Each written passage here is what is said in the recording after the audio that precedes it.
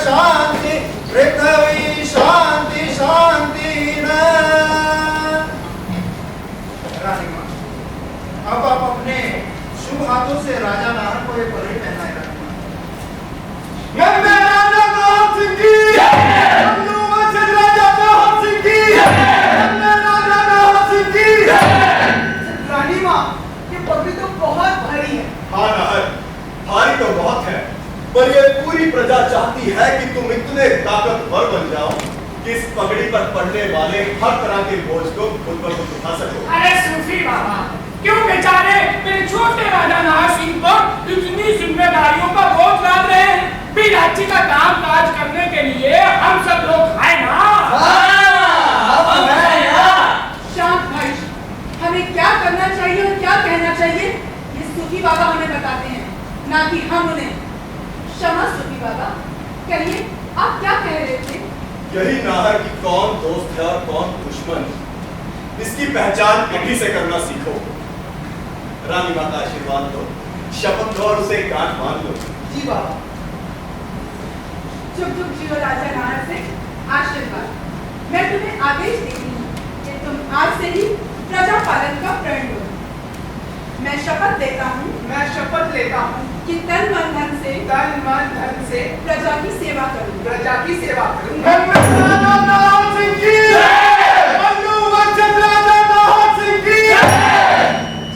जाकर सूफी बाबा का आशीर्वाद लेना। जी माँ। जीते रहो नाहर बेटा, याद रखो कि एक प्रजा की ताकत उसके राजा से होती है और राजा की ताकत उसकी प्रजा से। हमेशा सत्य के मार्ग पर चलना, राजधर्म का पालन करना। इसके लिए मुझे क्या करना होगा? बेटा, जब तक तुम 18 वर्ष के नहीं हो जाते तब तक इस राज्य का सारा कार्यभार तुम पर नहीं डाला जा सकता। तब तक इस सारे राज्य का कार्यभार तुम्हारे मामा और उनके मंत्रियों की देख-रेख में होगा। रानी माँ, नन्हे राजा के दर्शन को प्रजा बाहर प्रतीक्षा कर रही है, हमें चलना चाहिए। कैसी बातें करते हो सूफी बाबा? रानी माँ, अभी तो हमें नन्हे राजा को प्रजा की बुरी नजरों से बचा कर रखना चाहिए, क्यों प्रीत? हाँ बे, उन्होंने हमारे नन्हे राजा के साथ कुछ पूछ नीच कर दी तो। वही तो, और वैसे भी इनके लिए तो हम ही काफी हैं, क्यों मामा?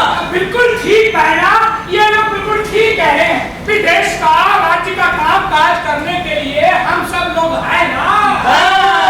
हम हैं ना। रानी माँ, लोग तो मुझे ही देखने आए होंगे ना। हाँ बेटा, अब तुम राजा जो बन गए हो, इसलिए सारी तो मुझे जाना चाहिए। अरे बेटा, अभी तो तुम्हारे खेलने खाने के दिन है। भाई तलवारबाजी करो, तमंचा चलाना सीखो, घुड़सवारी करो, पहलवानी करो, देशों विदेशों की सैर करो, फिर सुंदर सी राजकुमारी के साथ शादी करो। राज्य का काम काज देखने के लिए हम सब लोग हैं ना बेटा। हम हैं ना। रानी माँ, मैं भले ही अभी राज ना चलाऊं, पर हाँ, प्रजा से मिलूंगा जरूर। बल्लू वंशज राजा नाहर की, राजा नाहर की। बेटा नाहर, तुम अभी जनता को जानते नहीं हो। सही कहा, जनता को तो बिल्कुल नहीं जानते। वही तो, उनसे मिलूंगा नहीं तो उन्हें जानूंगा कैसे, और फिर उनकी सेवा कैसे करूंगा? बिल्कुल ठीक कहा नाहर बेटा। रानी माँ, प्रजा काफी समय से प्रतीक्षा कर रही है। उम्मीद लेकर आए हैं, ना उम्मीद हो जाएंगे सभी। हमें चलना चाहिए। जी बहना, अबे प्रीत, जी मामा। हमारी भोली भाली जनता मेरे प्यारे राजकुमार के दर्शनों के लिए व्याकुल है। उन्हें आदर सहित अंदर लेकर आओ। ठीक है मामा। नन्हे राजा नाहर सिंह की, बल्लू वंशज राजा नाहर सिंह की, नन्हे राजा नाहर सिंह की, बल्लू वंशज राजा नाहर सिंह की। ताऊ, जोर से जय नहीं बोला जाता है? हाँ, जोर से नहीं बोला जाता। राम राम राम। अरे, क्या हुआ ताऊ को? भूखे हैं कहीं दिन के? भूखा? खाने के लाले पड़े हैं। सारा अनाज तो लगान में ही चला जाता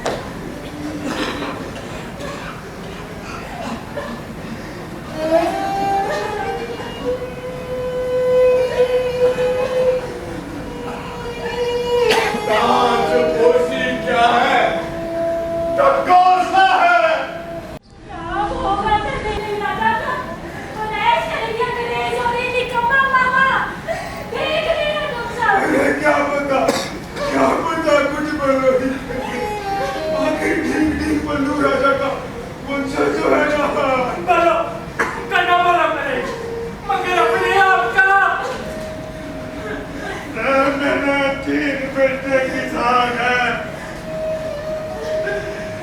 अगर अभी रोटी के लाले पड़े हैं। सारा रात को लगान में ही चला जावे। भूखमरी तो होने ही ठहरे। शांति तो बस इन अंग्रेजों मामा की है। राम ना हो तो हम सबका चौकट हो जाता है। सभी बेकार बैठे चुलाए उनके खोलिया फिर किस्सा हाँ भाई, चुराना चले तो सब बेकार। अरे भाई कब तो हम गरीबों से क्या लेना देना। हाँ भाई इनको तो अपनी रोटियां सेकनी है। चलो भाई अपने अपने घर चलो। चलो कुछ नहीं होने वाला।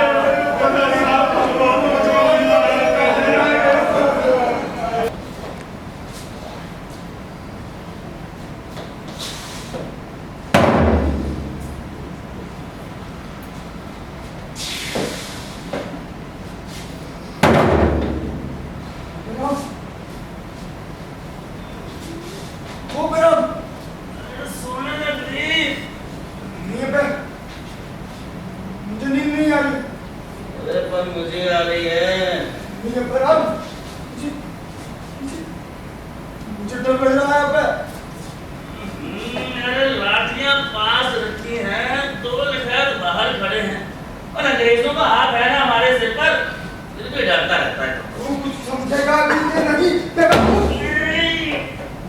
अरे अगर समझने का मतलब है करना, नींद हराम करना तो मैं पेट को भी अच्छा। 8 साल हो गए बेरम। 8 साल पहले यहाँ ने दर्शन दिए थे जनता को। नाथालों में हमने हवेलियां खड़ी कर दी बेरम। धर्म के नाम पर दंगे करवाए, लोगों से उनकी जमीनें छीन ली। अरे हाँ प्रीत हाँ, भाई किसानों का लगान निकाल कर हमने अंग्रेजों को अपनी वफादारी का पूरा सबूत दिया है। और वैसे भी प्रीत, हम जैसे वफादारों के कारण ही आज अंग्रेजी सरकार की सिर्फ हिंदुस्तान में ही नहीं बल्कि आस-पास के सभी देशों में तूती बोलती है। हाँ बेरम हाँ, सुना है एंग्लो अफगान युद्ध में भी अंग्रेजों ने अफगानों को लोहे के चने चपा दिए। बेरम हाँ? सुना है इस युद्ध में उससे हिंदुस्तानी सैनिक भी मारे गए हैं। अरे उससे हमें क्या लेना देना भाई अंग्रेजों की चापलूसी करने का मौका भी किसी को मिलता है। हाँ बस फर्क सिर्फ इतना है कि कुछ जंग में शहीद हो जाते हैं और कुछ यहाँ पे खैलिया गिनते हैं। बेरम हाँ। सुनने में ये भी आया है कि अंग्रेजों हुई तो इधर नहर और जैसे नवाब हमारे हुक्मरानों की पैरों की जूती के नीचे होंगे।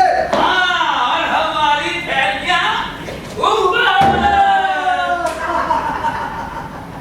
हाँ बेरम, बेरम हाँ, एक बात हमेशा मेरे दिमाग में खटकती रहती है। वो क्या? यही है बेरम कि हम कब से लेके अब तक इस जनता का हौसला नहीं तोड़ पाए। अरे मेरे मुन्ना, हमारे घोंसले बन गए, हमें जनता के हौसलों से क्या लेना देना। ये नहा जवान हो गया मंदबुद्धि, कभी तो बात पहुंचेगी तक। हमारा मामा कब काम आएगा? बहना हम है ना। और वैसे जो हम पहुंचाना चाहते हैं नाहर तक वही पहुंचता है, समझा? अरे मामा की प्रणाम भाई। ये क्या देख रहा हूँ थैलियां हर महीने छोटी होती जा रही हैं। आप कैसी बातें करते हो मामा? नहीं, ऐसा तो नहीं कि मेरा पैर दबाते दबाते मेरा माल भी दबा गया। नहीं मामा नहीं, दरअसल बात ये है कि जनता के पास माल लूटने के लिए कम होता जा रहा है। जनता के पास माल कम होता जा रहा है या तुम दोनों की जेब ज्यादा खैरी होती जा रही है? मामा ऐसा रह गया मामा। 2 साल, इन 2 साल के बाद ये नहर हमारा चैन तो छीन ही लेगा, वही लूटा हुआ माल भी न छीन ले। अपने दादा बलराम सिंह की तरह डींग डींग नहर राजा न बन जाए कहीं। अरे उसकी फिक्र क्यों करते हो बेटा? जवान हो गया है, शादी की बातचीत चल रही है। अब तक था रानी माँ का लाडला, फिर बन जाएगा जोरू का गुलाम। सब ऐसे ही चलेगा नाम उसका। राज हमारा। खुश कर दिया मामा। अभी और कुछ करूंगा बेटा। लाओ एक और थैली करो मेरे हवाले। एक और थैली मामा। कौन थैलियाँ?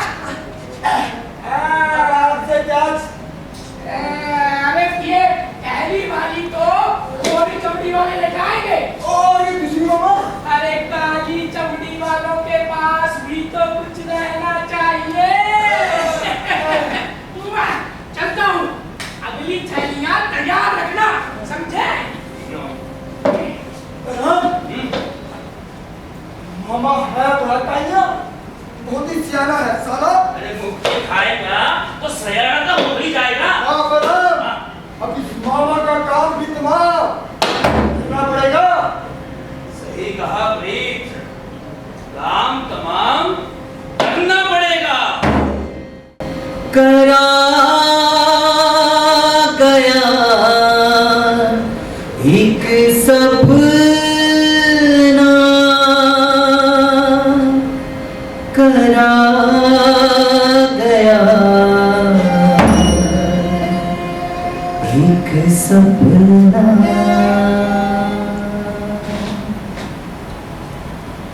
क्या बात है बेटा रावण, तुम हमेशा किसी सोच में डूबे रहते हो। रानी माँ, ये पगड़ी आपने मुझे पहनाई थी और आपने प्रजा की जिम्मेदारी मुझे सौंपी थी, पर मैंने क्या किया? उस दिन जो पत्थर सूफी बाबा को लगा था, उसकी चोट आज भी मेरे दिल पर लगी है और मैं अब तक कुछ नहीं कर पाया।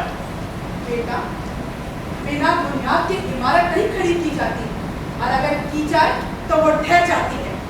और फिर तुमने तो पिछले 8 सालों में नींव बनाई है अपने राजकुल की।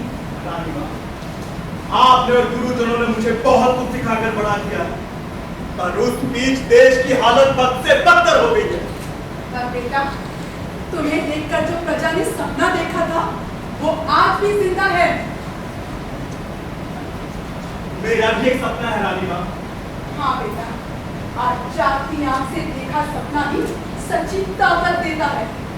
अभी तुम्हें दुनियादारी के सबक सीखने हैं, अच्छे और बुरे की पहचान करनी है, अपने जीवन साथी को साथ लेकर चलना है। तभी तो कुछ कर पाओगे अपनी इस प्रजा के लिए। यानी कि बहुत से रिश्ते आए हैं तुम्हारे लिए शादी के। शादी? अभी से रानी माँ? बेटा, शादी से तो जीवन का साथी लेकर चलने से शक्ति जो है वो धीमी हो जाती है। रानी माँ, आप मुझे अभी किसी बंधन में न बांधो। मैंने अपना सारा जीवन अपनी प्रजा के नाम कर दिया और अब मैं इसे बांट कैसे सकता हूँ? पर बेटा, प्रेम से जीवन की शक्ति दूनी हो जाती है। मगर रानी माँ। बेटा, पुरोहित जी बाहर खड़े, एक बार सुन तो लो कि वो क्या कहना चाहती है। जी। पुरोहित जी। जी रानी माँ। राजन, आपके विवाह के लिए बहुत से प्रस्ताव आए, लेकिन ज्योतिष विद्या और राज परिवार को देखते हुए रानी माँ ने आपके लिए कपूरथला की राजकुमारी किशन कौर को चुना। रानी माँ ने चुना है तो हमारे लिए आदेश है।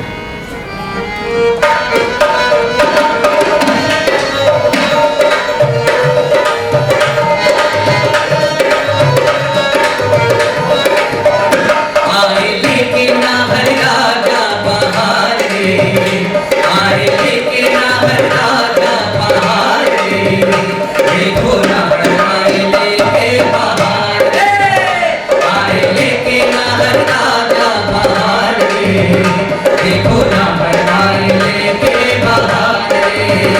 ओ सबकी आशा, सबका सपना, सबकी आशा, सबका सपना, राजा नावर प्रजा में अपना, राजा नावर प्रजा में अपना, वही सबका, वही सबका, वही सबका है पालनहार रे, देखो नावर आए लेके बाहर रे, वही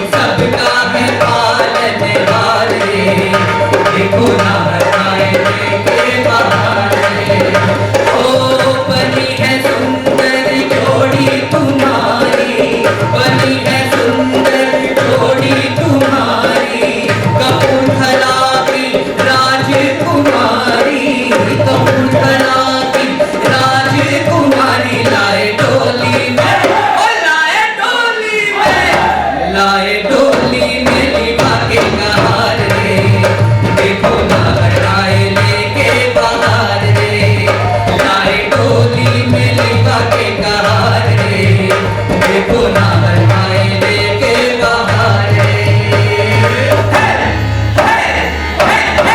देखो नाहर आए लेके बाहर रे, देखो नाहर आए लेके बाहर रे, देखो नाहर आए लेके बाहर रे, देखो नाहर आए लेके बाहर रे।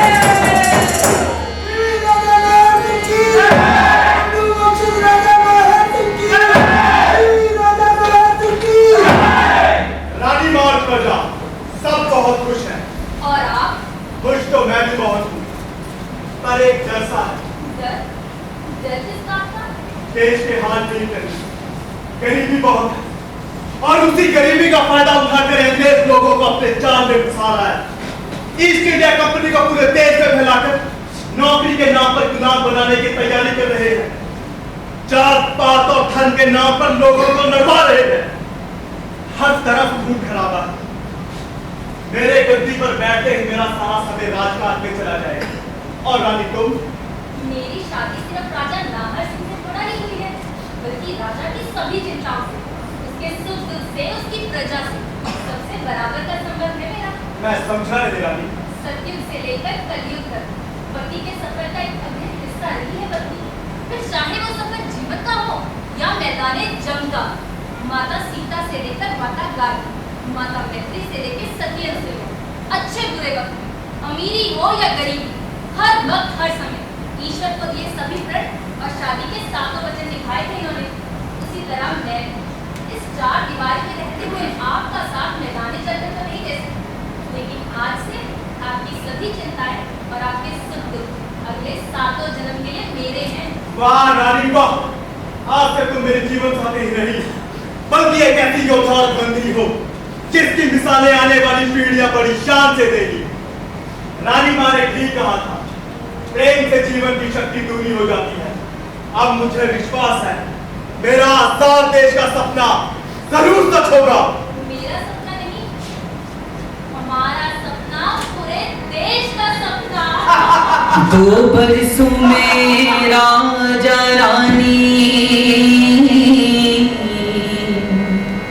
के सपने भरमाए,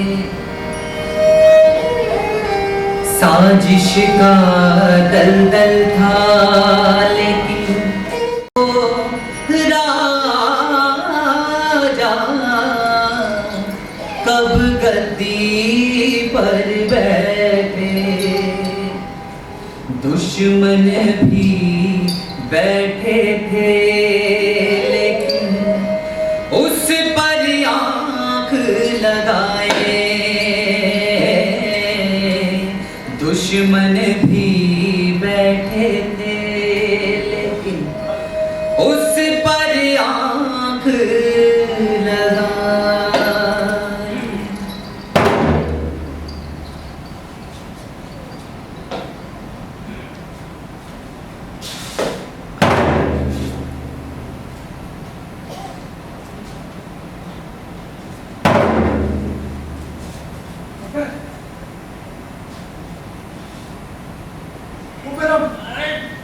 सोने ना प्लीज।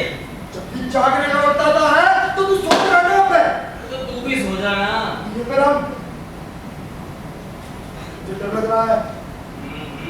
फिर आगे तेरी बीमारी वापस। 2 दिन रह गए हैं कारण, 2 दिन। 2 दिन के बाद नहर का घास पिल खा पे।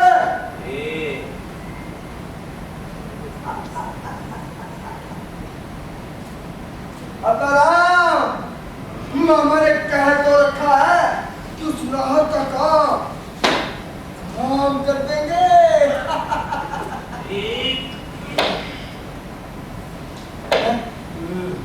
कहीं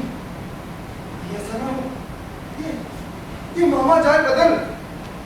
सिगरेट चल गलत ठीक गलत ठीक चुप ठीक। तार अगर ठीक था इससे अरे अब क्या हो गया?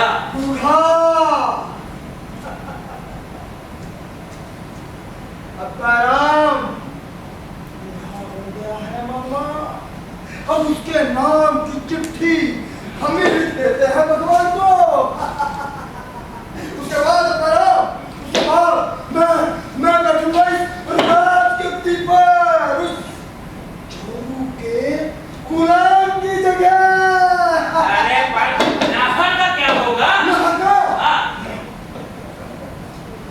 अब्बाराम मान गया तो ठीक, नहीं माना तो अंग्रेजों का मुंह बना के रखेंगे उसे। इसका मतलब उसकी जोरू बन जाएगी गुलाम की जोरू। राम, मैं चाहता हूँ उस मामा का काम मान करके आता हूँ। ठीक है। उसके बाद उसके बाद मेरे साथ बैठकर दारू पीऊंगा दारू। बताओ बड़ा ठीक है। मामा।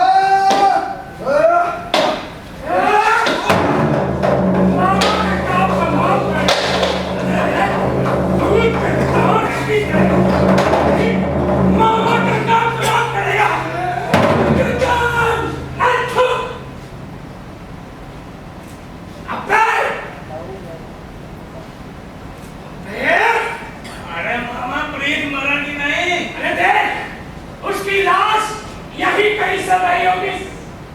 अरे मामा एक दफा और देख लो, उसका कोई पता नहीं। ऐसे मौके पे सो कैसे पाता है? मामा मुझसे ये मार काट नहीं देती जाती। वाह, तुझसे ये मार काट देखी नहीं जाती। वाह, प्रजा में हम लोगों ने अंग्रेजों के कहने पर इतनी मार काट करवाई, वो सब क्या सोते सोते बेटा? मामा ये हमारे बहादुर रहता है ये है। वैसे तूने प्रीत को मारने की साजिश रचकर अपनी वफादारी का सबूत दे दिया। बता क्या चाहिए तुझे इनाम में? हाँ? इनाम?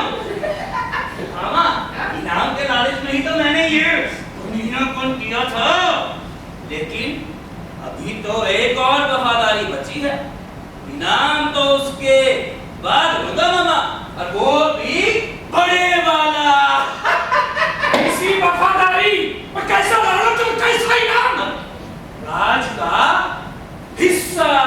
हाँ बेटा, अभी से आग लगाए बैठा है लालची है। मामा लालची कहकर ही मान जाओ मेरी बात। कहीं राजा बन गए तो मेरा भी वही हाल कर देना जो उसका किया। ठीक है, प्रीत दास को दिखा देगा। चलिए अभी बोला मामा बड़े वाला बाटा का बताओ रास्ते से। भाई देख, प्रीत तो था शुरू से ही बदमाश, पता था कि धोखाधड़ी करे। अब रही बात नाहर की, वो तो अपना बच्चा है, उसे तो जब चाहे। अरे मामा 2 ही दिन बचे हैं गद्दी पर बैठने में। 2 दिन माने 16 पहर माने 48 घंटे। मरने के लिए कितना वक्त चाहिए? मान गया तो ठीक, नहीं माना तो प्रीत पर तो छुरे की धार आजमा ही चुके हैं। मौका मिलते ही मेरे प्यारे भांजे को भी, मेरा प्यारा भांजा, अरे तू इतनी रात को वो भी नहीं हद है। खतरा है तेरी। खतरे से आंख से आंख मिलाकर निपटने की आदत है मुझे मामा। तो प्रीत का काम तमाम कर ही दिया आपने। आप तो बहुत बहादुर है ना, क्यों मारा उसे? वो तुझे मारने की साजिश रचता था। आज से यहाँ सलाह करके नहीं, वो मुझे मारने की कोशिश कर रहा था, लेकिन उसे नहीं पता था कि मामा के जादू की धार भी तेज है। अब इस धार को किस पर आजमाने का इरादा है मामा? खैर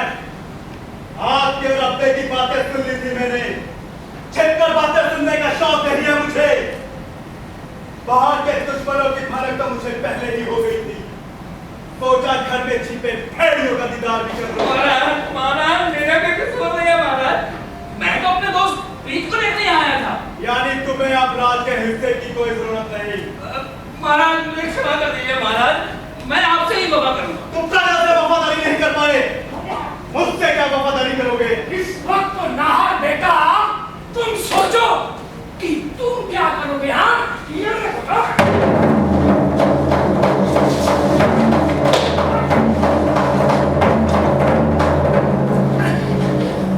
अब मामा तेरी नहीं, प्रजा की गिरफ्त में हो, आप छूट नहीं पाओगे। क्या करवाएगा? मुझे मरवाएगा। मैं तेरा मामा हूँ। द्वापर युग से लेकर कलयुग तक आप जैसे शकुनी मामा जन्म लेते रहे हैं और उनका सामना करने के लिए किसी न किसी का देख पड़ता है। सच तो बहुत कड़वा था लेकिन सच की कड़वाहट से अमृत के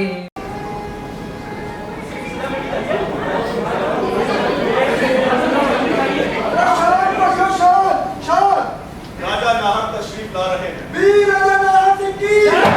वीर राजा नाहर सिंह की जय! वीर राजा नाहर सिंह की जय! आज पहली बार मेरा दरबार लगा है और आज ही मामा का मामला। राजा के जीवन में कई कड़े से कड़े इम्तिहान आते हैं और सूफी बाबा ने कहा था सदा न्याय की राह पर चलना। आज मेरा अपना भाई कटघरे में खड़ा है, ये सोचकर मैं शर्म से मरी जा रही हूँ, पर उसके साथ मेरा अपना बेटा न्याय करेगा, बस यही संतोष है। अब्बे और मामा ने मेरे साथ धोखा किया है, रानी माँ को दिए हुए वचन के साथ धोखा किया है, बड़ा धोखा प्रजा के साथ किया है, बल्लभगढ़ के साथ किया है।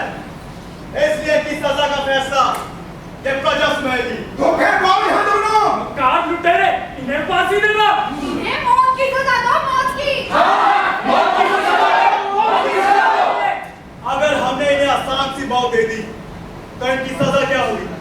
आने वाली पीढ़ियां तो यही समझेगी ना कि राजा ने गद्दी पाने के लिए दुश्मन को मरवा डाला।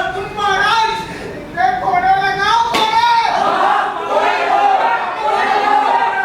इनके हाथ पैर तोड़ दो। महाराज इन दोनों ने जेल में डाल दो। और भूखा मरने तो जैसे इन्होंने हमें मारा था। चल इनके साथ भी वैसा सलूक किया जाए जैसा इन्होंने तुम्हारे साथ किया था।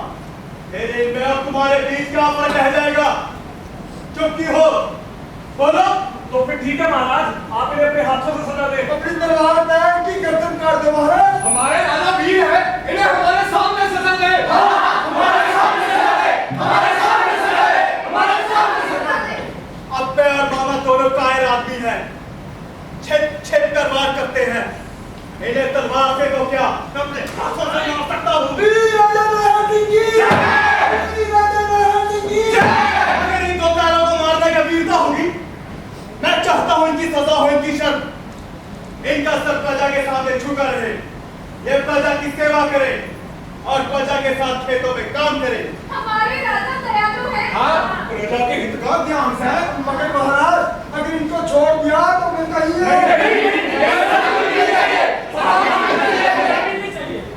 मैं भी मानता हूँ कि सजा मिलनी चाहिए, मगर मौत देना तो इनाम होगा, सजा नहीं। मुंह काला कर दो इनका। मुंह काला करके करने दो खेतों में काम। तभी ठीक है, इनसे सारी लूटी हुई जमीन जायदाद छीन ली जाए और प्रजा में बांट दी जाए। वीर राजा नाहर सिंह की जय! वीर राजा नाहर सिंह की जय! अनुवचन राजा नाहर सिंह की जय! इनके मुंह काले करके इन्हें खेतों में काम करने के लिए छोड़ दिया जाए। इन्हें खून पसीने की रोटी कमाने दो, खून खराबे की नहीं। जाओ ले जाओ इन्हें। अनुवचन राजा नाहर की जय! वीर राजा नाहर की जय! शूरवीर राजा नाहर की जय! अनुवचन शान बैठो बैठो बैठो, छोड़ो बैठो भाई बैठो। चल रानी माँ हमारी शिकायतें सुनो, घर से गुजारिश है।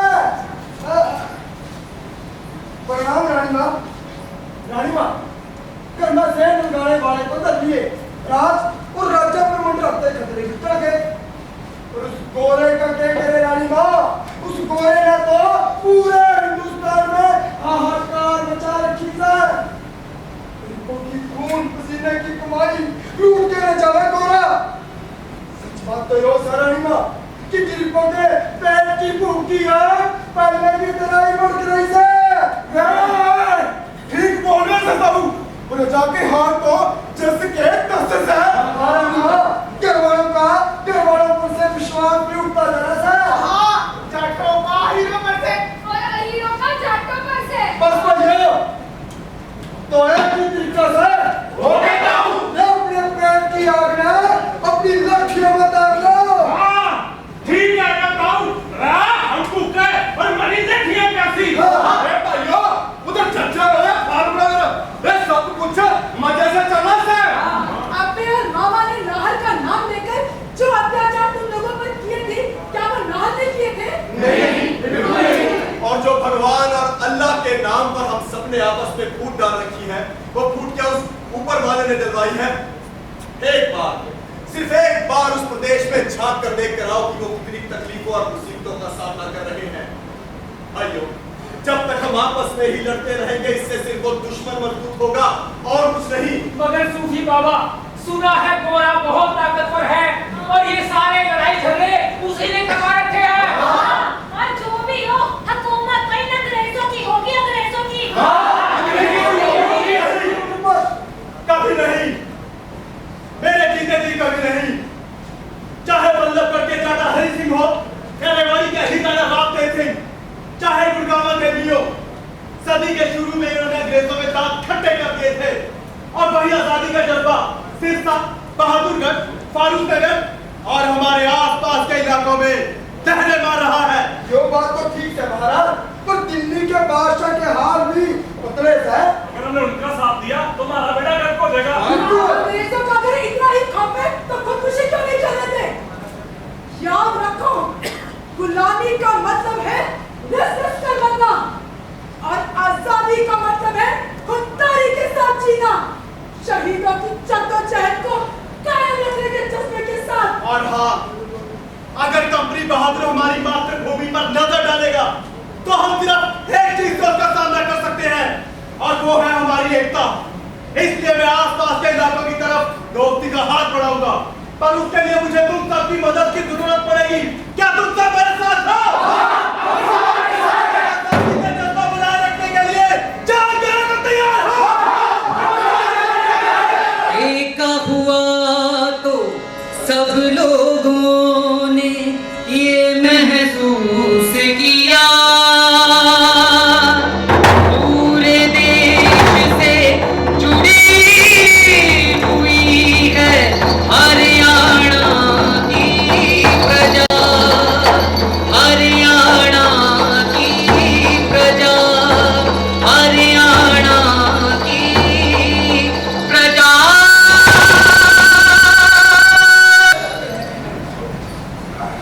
भाइयों, मैंने सुना है अंग्रेजों के पास बड़े खतरनाक हथियार से। हाँ, बहुत खतरनाक हथियार है उनके पास।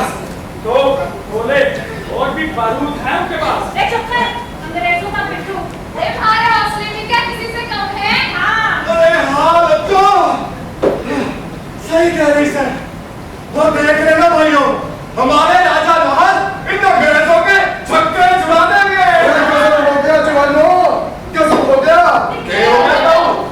खबर तो हमने दे ही दी थी ना कि मंगल पांडे मारा गया। हाँ, सुना है, पर ये भी सुना है कि उसने किसी अंग्रेज अफसर पर गोली चला दी और उसके बाद उसकी कहानियां खत्म हो गई बेचारे की। मेरे शहीदों की कहानी कभी खत्म ना हो। और एक बात और है, ये शहीद कोई बेचारा न हो। सुनो, सुनाई पड़ा था कि मेरठ में राम राम राम राम टोटी बच्चे ने हिंदुओं ने तो दिए गाय की चर्बी के कारतूस और मुसलमानों ने दिए सूअर की चर्बी के कारतूस। ये केस सोचे था गोरा, क्या सोचा था कि भूख लगा दूंगा ना, पक्की होगा पक्की। 11 महीने दिल्ली पहुंच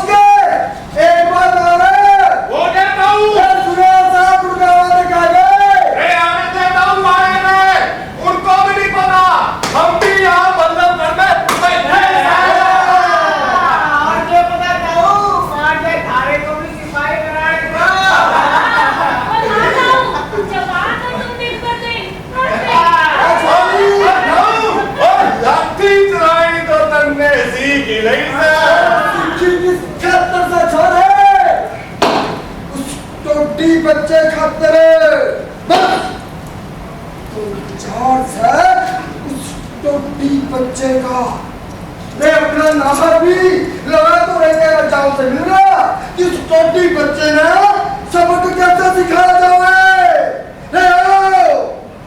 आओ मिलकर सोचे ये हो गए है गुलामी। आओ मिलकर सोचे के हो गए है गुलामी। छोटे टुकड़ों में पके हुए हैं हम। छोटे टुकड़ों में पके हुए हैं हम। अंग्रेजों की टूटी ताकत से पके हुए हैं हम। ही कमजोरी है यो गुलामी। ही कमजोरी है यो गुलामी। आओ मिलकर सोचे के हो गए है गुलामी। आओ मिलकर सोचे के हो गए है गुलामी। आओ मिलकर सोचे के हो गए है गुलामी।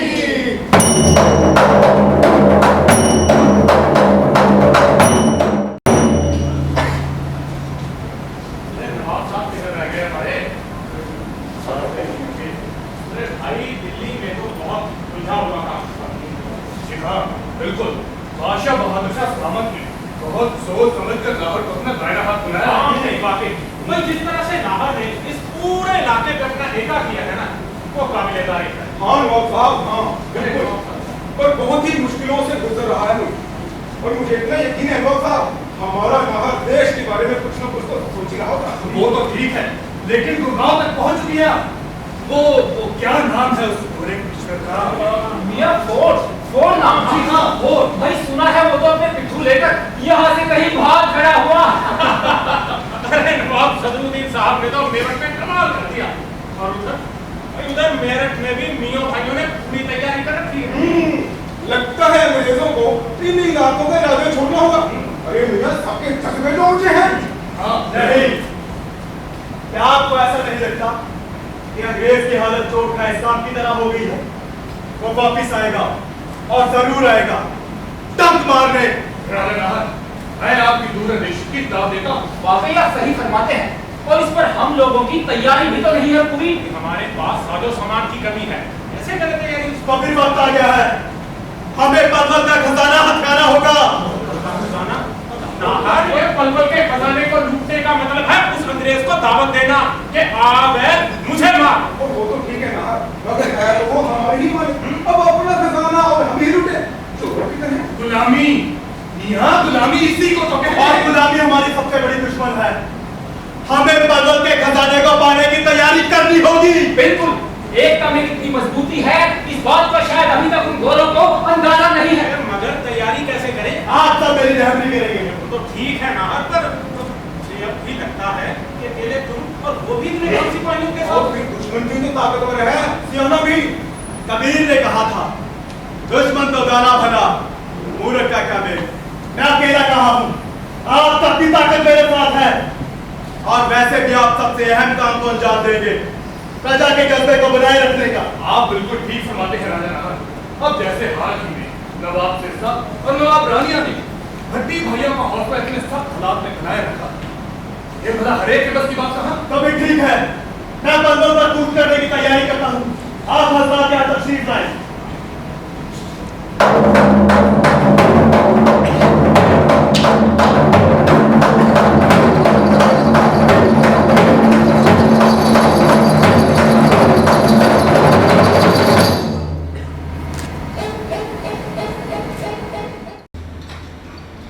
तुम इतने फिक्रमंद क्यों हो रानी?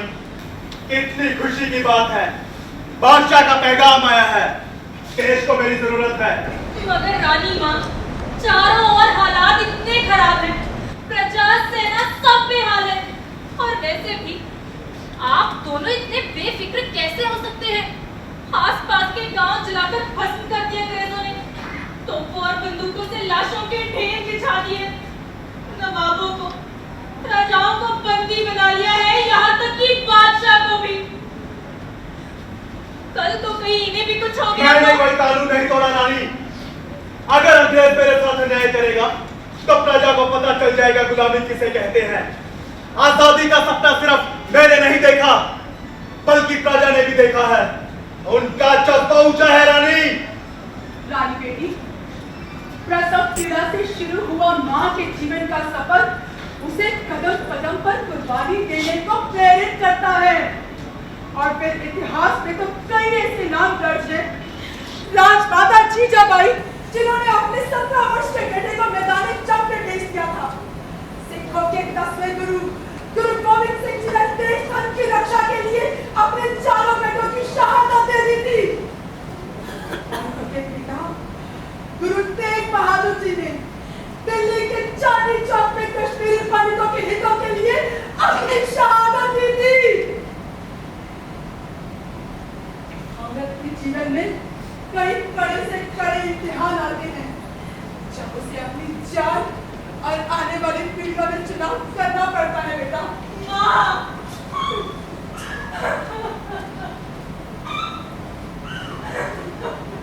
आज्ञा मां। बेटी बच्चा, बेटी बच्चा, बेटी बच्चा, बेटी बच्चा, बेटी बच्चा। प्रणाम महाराज। महाराज, ये अंग्रेज चालबाज है। हाँ महाराज, अंग्रेज अन्यायी है। कुछ भी हो महाराज, हम आपको अकेला ना जाने देंगे। शहीद हो जाइए, लेकिन राजा को कोई आज नहीं आने देंगे। यही बनेगा शौक है आजादी को पाने का। तुम्हें क्या लगता है तुम सबने अपनी जान दे दी थी तो क्या ये मुझे छोड़ देगा? कुछ भी हो महाराज, हम आपको अकेला ना जाने देंगे। मैं अकेला कहाँ? आप सबका प्यार मेरे साथ है, आप सबकी ताकत मेरे साथ है, और अपनी रक्षा के लिए तुम्हें अपने साथ ले जाऊं इतना कमजोर समझते हो मुझे? ये बल्लभगढ़ का किला ही तुम्हारा मोर्चा है और आजादी का सपना ही तुम्हारा मकसद। Veer Ajay Singh ji, Veer Ajay Singh ji, Veer Ajay. well done, general shorts, well done। हमारी हुकूमत यही चाहती थी कि दिल्ली पर जल्द से जल्द हमारा कब्जा हो, मगर कैबिनेट में खून खराबे थी। President Metko, Yes। हम सब भी यही चाहते थे, मगर कब हिंदुस्तानियों ने हमारे रास्ते में बहुत रुकावटें डाली। जनरल शॉर्ट्स, मुझे मालूम है यहाँ के लोगों का जज्बा अब भी बहुत ऊंचा है। President Metko, Yes। बारूद, तोप और बंदूकों की बड़ी सप्लाई भी आ गई है, मगर हाँ, हमें काम ताकत से नहीं तदबीर से लेना होगा।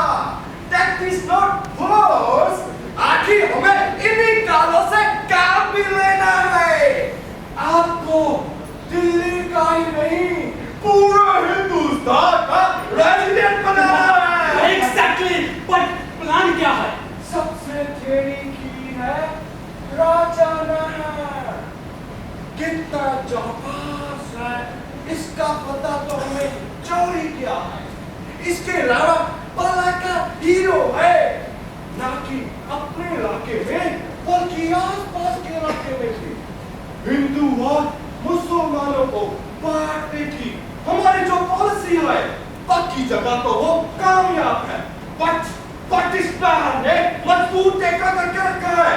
इसलिए उस बादशाह जफर को उस पर इतना भरोसा है। जनरल शॉर्ट्स, इस राजा नाहर सिंह पर हमारे अंग्रेजी कानून का फंदा डालना पड़ेगा। सच बात तो ये है कि चाहे वो अलवर की लड़ाई हो या फिर दिल्ली पर बनाए हुए उसी के लाल दरवाजे की लड़ाई, कानूनन उस पर कुछ थोपा नहीं जा सकता। और ये मत भूलिए कि हम भी पीट पिटाकर उसके सामने झुके थे सुलह करने के लिए। सुलह? जनरल शॉर्ट्स, बात तो जैसी बात मत करो, तो हमारी चाल थी। खैर, एक खुशखबरी है। What? तुम्हें बुजुर्ग की याद है? Yes, of course, sir. Company's officer, जो हमने नाहर के इलाके में डेब्यूट किया हुआ है। He's a very bright kid. Say a prayer for his soul. What? Well, Nahar Singh ने उसका कत्ल करवा दिया। Impossible, impossible. नाहर ने उसकी हिफाजत की जिम्मेवारी ली थी और नाहर अपने वायदे से कभी नहीं मुकरता। Wait, general shorts, wait.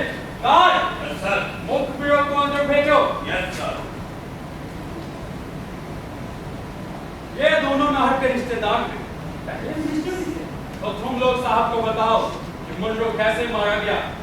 अगर हम लोग जान की शांति चाहे तो कुछ अर्ज करना चाहते हैं हुजूर। आखिर जनरल साहब को बताओ कि मुनरो साहब के कत्ल के बारे में हल्फनामा दर्ज किया है। यही कि हमने उनका कत्ल करवा दिया। कत्ल तुमने? किसने किया? हम दोनों ने। पर क्यों? नाहर सिंह के कहने पर। अब हम नाहर पर मुकदमा चला सकते हैं और उस पर दबाव डाल सकते हैं कि वो हमसे मिल जाए। साजिश का दलदल था, मन भी बैठे थे, लेकिन उस पर आंख लगा।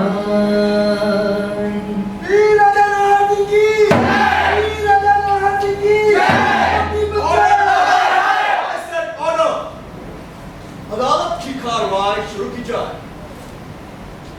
राजा नाहर सिंह, आपके ऊपर पहला और अहम इल्जाम यह है कि आपने 10 मई और 1 दिसंबर 1857 के बीच ब्रिटिश सरकार के खिलाफ गद्दारों की मदद की और बादशाह बहादुर शाह के साथ खतों की ताबत की। तब मैं बल्लभगढ़ का राजा था या नहीं? जी हाँ, थे।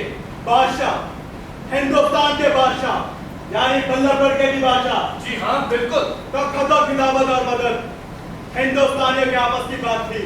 इसमें जुर्म क्या और इल्जाम क्या? इल्जाम यह है कि ये खतों की ताबत और मदद ब्रिटिश सरकार के खिलाफ थे। नहीं, क्यों अंग्रेजों के खिलाफ से व्यापार का नाटक करने आए और हमारा घर हथिया दिया। जनाब, वो विदेशी ब्रिटिश सरकार के नुमाइंदे थे। मैं अपने देश और प्रजा के लिए जिम्मेदार हूँ, 7 समंदर पार बैठे एक अंग्रेज रानी के लिए नहीं।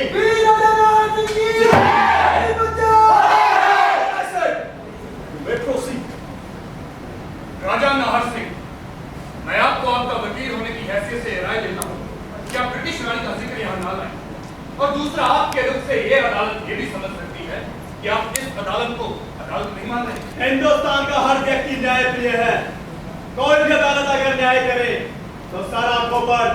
आपके ऊपर दूसरा अहम इल्जाम यह है कि आपने पलवल का खजाना लूटने की साजिश। अगर अपनी आंख से देखूं और अपने कान से सुनूं तो क्या वो जुर्म है? पलवल का खजाना मेरे पूर्वजों का था और अब मेरे देश का है। उसे लूटने का सवाल ही कहाँ उठता है? अगर खजाना लूटकर अपना घर भरूं तो मैं मुजरिम हूं। तो इसका मतलब यह है कि आप जुर्म कर सकते हैं। अगर अपने देश और प्रजा के लिए कुछ करूं तो क्या वो जुर्म है? और अगर ऐसा करना जुर्म है तो ये जुर्म मैं बार बार करता रहूंगा। मिस्टर सिंह, आपकी बातों से लगता है कि आप ब्रिटिश सरकार को अपना मातहत नहीं समझते। आप ठीक समझे। मिस्टर सिंह, एक बात याद रखिए कि आपके बादशाह पहले ही गिरफ्तार कर लिए जा चुके हैं और अब वो पूरी तरह से ब्रिटिश सरकार पर निर्भर है। जब तक राजा नाहर सिंह जिंदा है, इस देश का बच्चा बच्चा अपनी मातृभूमि का बादशाह है। आप जिस बात की आतंकवाद ही तो हमारा सबसे बड़ा हथियार है। तो उनके गोलों से कहीं ज्यादा बड़ा हथियार।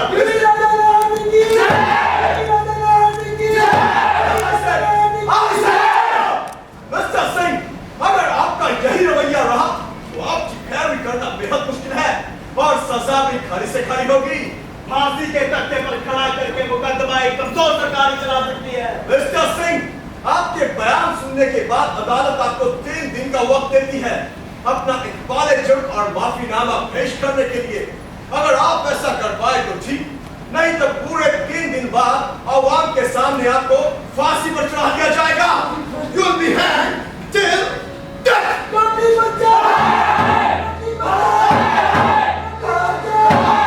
जो हिम्मत को जिंदा रखे वही है शहीद, जो जज्बे को ऊंचा रखे वही है शहीद। हम लोग आपकी बहुत इज्जत करता है, इसीलिए हमने मुनरो के कत्ल का मामला भी नहीं उठाया। तो मिस्टर मैकॉफ, आपको उठाना चाहिए था। झूठे इल्जामों में एक और इल्जाम बढ़ जाता तो क्या फर्क पड़ जाता फैसले पर? मगर अब पड़ सकता है। देखिए राजा, आप काम का आदमी हैं और हम लोग आपको मारना नहीं चाहता। हम चाहता है कि आपको वजीफा मिले और आप इज्जत के साथ बल्लभगढ़ में रहें। इज्जत, गुलाम की भी इज्जत होती है मिस्टर मैकॉफ। मिस्टर सिंह, शायद आपको ब्रिटिश हुकूमत की ताकत का सही अंदाजा नहीं है। आपको क्या लगता है आपकी सजा के बाद पल्लवगढ़ बच जाएगा? बचे ना बचे, पर आत्मा जरूर बच जाएगी। आग की रोशनी भी छिन जाए और आजादी का सपना नहीं छीन पाएगी आपकी ताकत। एक सदी बाद ये सपना जिंदा रहेगा, हिंदुस्तान आजाद होगा। क्या करेगा हिंदुस्तान आजादी पाकर? हाँ, क्या करेगा? संभाल पाएगा आजादी की जिम्मेदारी? जात पात में बटे हुए, धन के नाम पे खून खराबा करने वाले, लालच और धोखाधड़ी में माहिर लोग लूट खसोट करेंगे। अरे टुकड़े टुकड़े कर देंगे इस देश के। आपका जज्बा भी बहुत ऊंचा है हिंदुस्तान के लिए। शायद आपके जुल्म कौन सा काम करे और देश में खो जाए।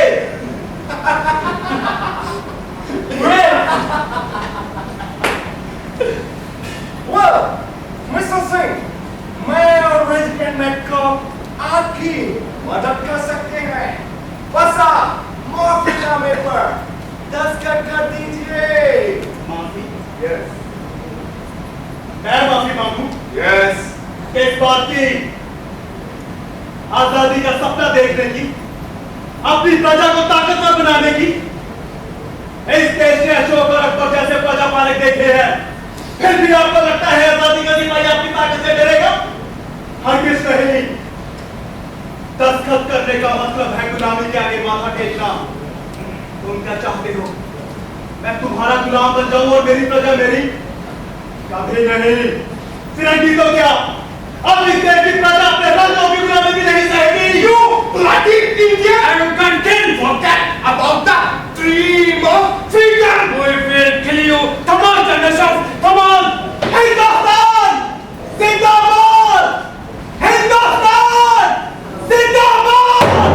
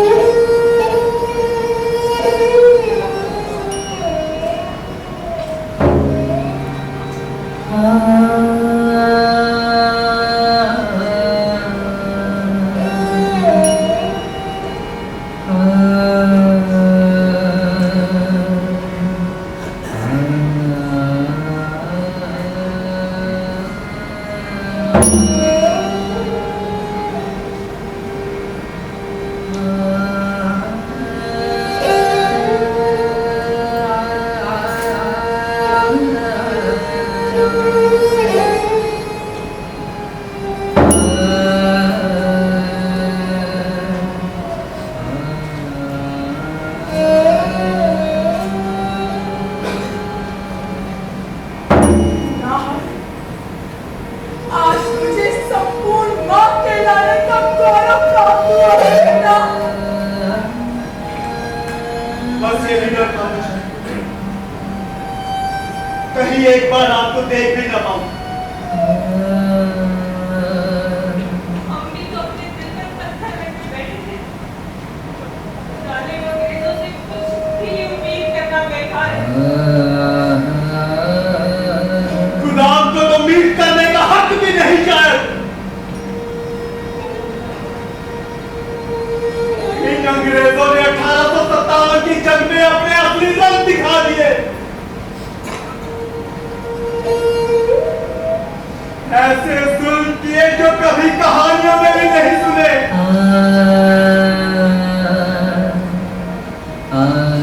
सोचता हूं तो मेरी नसें तनाती है।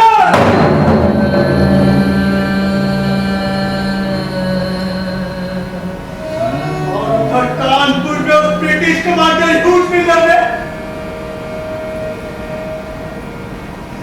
100 से ज्यादा गरीब और बच्चों को मौत के घाट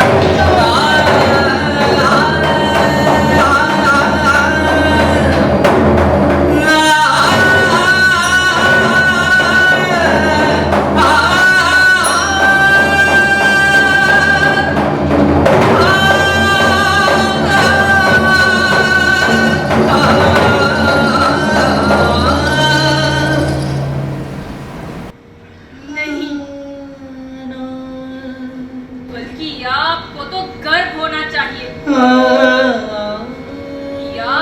बाद बल्लभगढ़ की सल्तनत 2 ऐसी वीरांगनाओं के हाथ में है जिनमें से एक ने अपने मातृत्व और कई सालों से भड़की आग से अंग्रेजों के हौसले झुलसा दिए।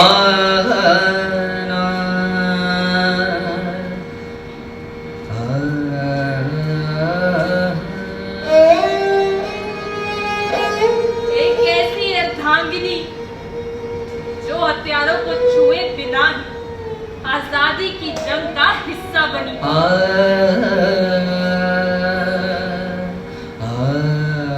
और आज आपको वचन देती है कि बल्लभगढ़ की सल्तनत आपके बाद भी हमेशा जिंदा रहेगी।